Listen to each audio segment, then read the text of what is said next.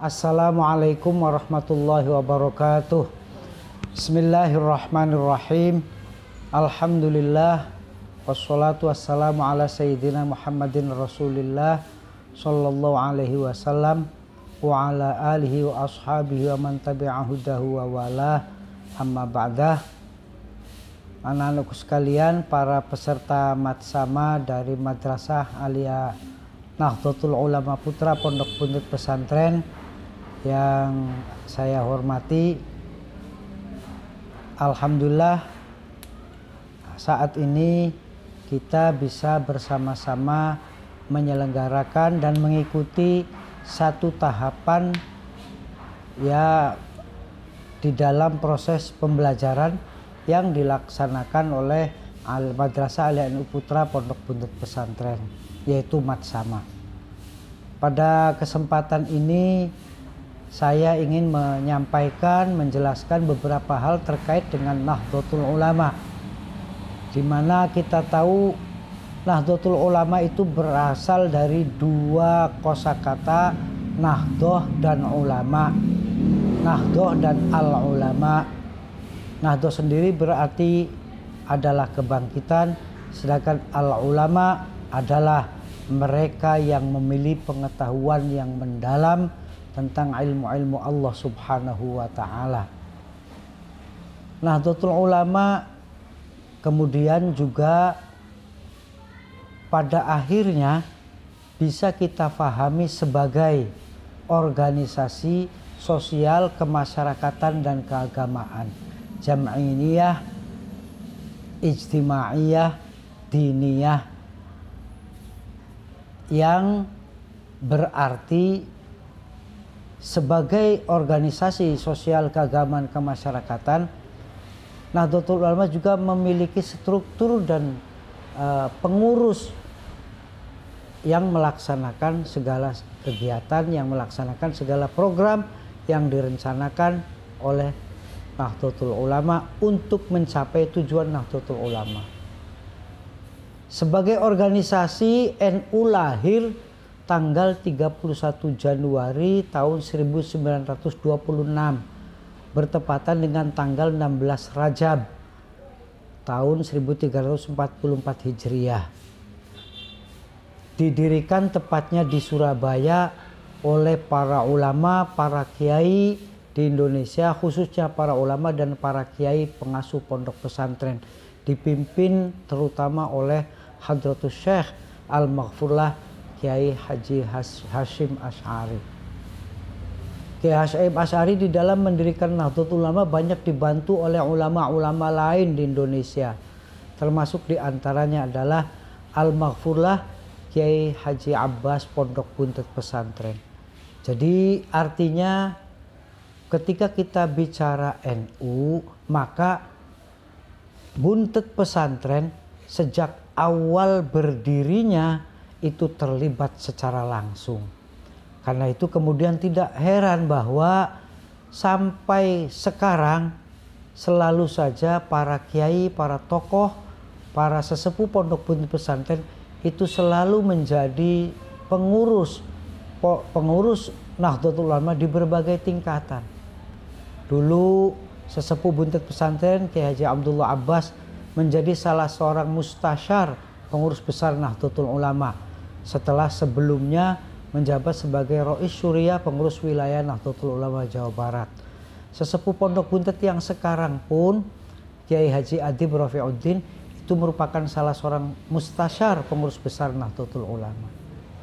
Nah, kita semua tentu sudah memahami Nahdlatul Ulama untuk kita itu seperti apa. Tadi saya hanya menyampaikan sekilas sebagai organisasi. Lah, karena organisasi maka dia punya tujuan. Para kiai tidak sembarang di dalam mendirikan Nahdlatul Ulama. Mereka juga merumuskan tujuan. Tujuan didirikannya Nahdlatul Ulama adalah menegakkan ajaran Islam menurut faham Ahlus Sunnah wal Jamaah di bumi negara Indonesia yang berdasarkan Negara Kesatuan Republik Indonesia. Ada dua hal yang penting yang perlu dicatat di sini. Yang pertama, tegas Nahdlatul Ulama menyebut sebagai tujuan didirikannya adalah untuk menegakkan ajaran Islam. Tetapi tidak cuma Islam saja. NU malah lebih tegas lagi dengan mencantumkan, dengan menyebut Ahlus Sunnah wal Jamaah. Maka itu artinya Nahdlatul Ulama adalah satu-satunya organisasi keagamaan, sosial, kemasyarakatan, keislaman yang sejak awal didirikannya sudah bertekad dan sudah mencantumkan secara tertulis tujuan didirikannya adalah melestarikan, mengembangkan, mempertahankan Ahlus Sunnah wal Jamaah di negara kesatuan Republik Indonesia. Kemudian selanjutnya, kalau Ahlus Sunnah wal Jamaah sebagai faham yang diyakini, yang dianut oleh Nahdlatul Ulama, itu seperti apa? Sebab pengertian Ahlus Sunnah wal Jamaah juga boleh jadi sangat luas. Oleh para ulama Nahdlatul Ulama diyakini, dirumuskan, yang dimaksud dengan Ahlus Sunnah wal Jamaah adalah orang-orang Islam yang dalam ilmu fikihnya menganut mazhab salah satu dari mazhab yang 4, yaitu mazhab Hanafi, Maliki, Hambali, dan Syafi'i. Ikut kepada imam mazhab yang 4 dalam urusan fikih. Sementara dalam urusan teologi, dalam urusan akidah, dalam urusan tauhid, Nahdlatul Ulama menyebutkan, Ahlus Sunnah wal Jamaah adalah mereka yang mengikuti pendapatnya Imam Abu Hasan al-Asy'ari dan Imam Abu Mansur al-Maturidi. Bukan cuma Asy'ariyah tetapi juga Maturidiyah. Tidak sekedar al-Maturidiyah tapi juga al-Asy'ariyah. Sebab dua imam ini yang menjadi rujukan pokok bagi ulama Nahdlatul Ulama di dalam menetapkan pengertian Ahlus Sunnah wal Jamaah. Kemudian kalau Al-Quran itu kan memuat tidak cuma syariah. Tadi syariah fikih sudah dijelaskan. Kemudian Al-Quran juga memuat akidah, teologi. Juga tadi Nahdlatul Ulama sudah mempunyai patokan. Nah sekarang bagian lain dari Al-Quran itu kan tasawuf, akhlak. Bagaimana Nahdlatul Ulama merumuskan dan memandang akhlak dan tasawuf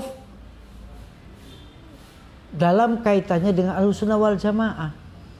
Para ulama Nahdlatul Ulama meyakini orang-orang yang layak disebut Ahlus Sunnah wal Jamaah adalah orang-orang yang dalam akhlak dan tasawufnya mengikuti pendapatnya Imam Abu Hamid al-Ghazali, Imam Ghazali, dan Imam Abu Junaid Qasim al-Baghdadi. Karena itu, Ahlus Sunnah wal Jamaah bagi Nahdlatul Ulama jelas sekali perumusannya. Di luar itu maka menurut pandangan Nahdlatul Ulama bukanlah Ahlus Sunnah wal Jamaah. Di dalam usaha untuk menegakkan, mempertahankan dan menyebarkan Ahlus Sunnah wal Jamaah di Indonesia, apa usaha yang dilakukan oleh Nahdlatul Ulama dan para pengurusnya, para kiainya? Usaha-usaha yang dilakukan oleh Nahdlatul Ulama karena demikian luasnya namanya Jam'iyah Diniyah, Jam'iyah Ijtimaiyah Diniyah atau Diniyah Ijtimaiyah, maka cakupan usaha yang dilakukan oleh Nahdlatul Ulama sangat luas. Di antara yang paling menonjol adalah dalam bidang dakwah, dalam dakwah Islamiyah. Bahwa Nahdlatul Ulama tentu senantiasa menyebarkan Islam di negara kesatuan Republik Indonesia. Kemudian selanjutnya usaha yang dilakukan oleh Nahdlatul Ulama para kiai adalah di usaha-usaha di bidang pendidikan, usaha di bidang sosial, usaha di bidang ekonomi.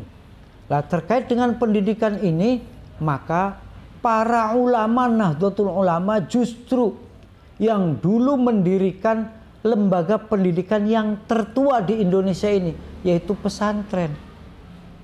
Pesantren itu sudah ada jauh sebelum Indonesia lahir. Para ulama Nahdlatul Ulama berangkat dari lembaga pesantren, yang itu juga NU juga lahir sebelum Indonesia merdeka. Karena itu penting juga difahami bahwa dengan demikian kiprah Nahdlatul Ulama, usaha Nahdlatul Ulama bukan cuma soal usaha-usaha agama saja, tetapi juga usaha-usaha di bidang soal kenegaraan. Hubungan antara negara dengan agama bagi warga Nahdlatul Ulama adalah hubungan yang sudah selesai, tidak bisa dipisahkan. Ibarat sekeping mata uang antara Islam dan Indonesia, antara agama dan negara, itu adalah dua sisi dari sekeping mata uang. Satu tarikan nafas. Sekali lagi bahwa usaha yang dilakukan oleh para kiai, para ulama Nahdlatul Ulama di dalam pendidikan itu didasarkan, dimulai dari lembaga pendidikan yang tertua di Indonesia, yaitu pondok pesantren, di mana saya sering menyebut di mana-mana bahwa pondok pesantren itu sesungguhnya adalah, selain merupakan lembaga pendidikan tertua di Indonesia, adalah lembaga pendidikan yang paling sangat cocok dengan keadaan dan kondisi orang-orang Indonesia, terutama orang-orang Nahdlatul Ulama. Inilah beberapa hal yang terkait dengan pengertian, tujuan, dan usaha yang dilakukan oleh Nahdlatul Ulama. Terakhir saya ingin berpesan kepada anak-anakku sekalian, para siswa Madrasah Aliyah NU Pondok Buntut Pesantren. Dalam dirimu jelas tertempel kata-kata siswa Madrasah Aliyah dan warga Nahdlatul Ulama. Karena itu tentu saja kalau kita ingin melihat Nahdlatul Ulama ke depan, kita bisa lihat pemuda-pemuda Nahdlatul Ulama, para santri Nahdlatul Ulama, para pelajar, para siswa dan siswi Nahdlatul Ulama, keadaannya sekarang seperti apa.